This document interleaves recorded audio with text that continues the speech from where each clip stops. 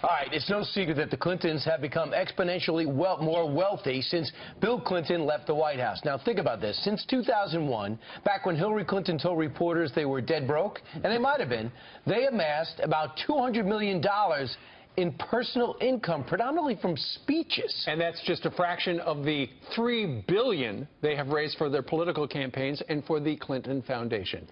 $3 billion. So how did they do it? Best-selling author Peter Schweizer follows the money in a new documentary called Clinton Cash. Take a look at this. Have a foreign corporation or a foreign government that wants something from the State Department while Hillary Clinton is Secretary of State. They will make a large payment to the Clinton Foundation. That will be followed by favorable action on their behalf. All right, well, here now to break it all down for us is the author and the film's executive producer, Peter Schweizer. Good morning, Peter. Thanks for being with us. Hey, great to be with you. Thank you. Tell us about the film. Well, the film really walks people through very real examples of how the Clintons have basically become wealthy by peddling government influence and power. And what's interesting about this story is we're not talking about, Wall Street or large oil companies in the United States. We're talking about foreign governments and foreign corporations. That's, I think, what's so shocking about what the Clintons have done that's unprecedented with any other political figures in American history. And, Peter, we all read the book, and it was a bestseller, but I watched the movie 2 weeks ago. I went over there with Bill Hemmer, and it's unbelievable how it's spelled out. And I walked away thinking this: would they be this blatant about these scandals, knowing that Hillary Clinton was queued up to run for president? Why would they take any risk, let alone put this out there? Well, that's a great question, Brian.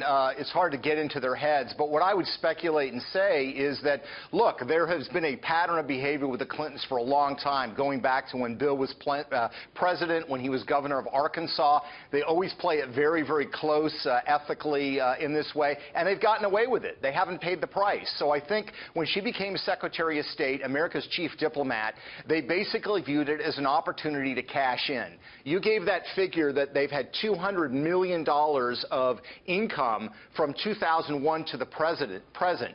From 2007 to the present, it was $170 million of that. So they were doing pretty good before she became Secretary of State. Once she became Secretary of State, Bill's speaking fees tripled. The amounts and the quantity that they got from overseas went through the roof. They cashed in. There's just no other way to say it. Sure. And, Peter, there's no doubt that a former president can get hundreds of thousands of dollars to give a speech.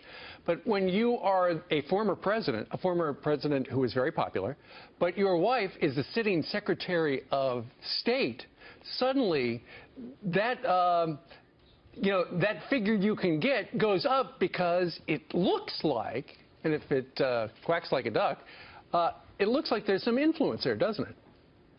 No, that's a great point, Steve. I mean, look, every president since Eisenhower, when they left the White House, has hit the lecture circuit, and I don't in principle have a problem with that. The problem is when your wife is America's chief diplomat and your speaking fees, Bill Clinton's, triple overnight, and you've got people like Nigeria and Russia showing up offering you $700,000 for a single speech when they weren't interested in having you speak before, and these same people have things sitting on her desk at the State Department, and you just take the money? I mean, it's ridiculous. They know precisely what's going on. Peter, where does the foundation fit into all of this? Well, that's a great question. The foundation is also a means for influencing the Clintons. Look, if you are a foreign government or a foreign corporation, you can't give money to Hillary Clinton's political campaigns. You can't give to a super PAC, but you can give to the foundation. And by the way, Hillary Clinton herself set up international ethics standards that said bribery includes not just money given to political figures, but given to their charities. So just because money flows to the Clinton Foundation, it is still a bribe if it's done for the purpose of influence. And I think the pattern's pretty clear that this money is being thrown at the Clintons because they want favors in return, and they are getting favors in return. Peter, out of all of your research, out of everything that you found, it seems like you found a lot. What was the most astonishing thing that comes to mind? Well, that's a very good question and a difficult one to answer. I would say it was probably the Russia uranium deal, where you had this Canadian financier who the Clintons helped get these uranium deposits in Kazakhstan. He then starts buying uranium in the United States. And then in 2009, this small uranium company, you have 9 shareholders in a small uranium company in Canada that gives $145 million to the Clinton Foundation. Why did they give it? Yeah. Well, at the time that they're giving it, they want to sell their uranium deposits in the United States to who? To the Russian government, to Vladimir Putin. The federal government, including Hillary Clinton's State Department, signs off on it. So the Russians now have 20% of our uranium deposits. The Clinton Foundation has $145 million more than they didn't have before. These Canadians made a lot of money, and everybody wins except the American people, who have lost this critical asset, which is now owned by Vladimir Putin.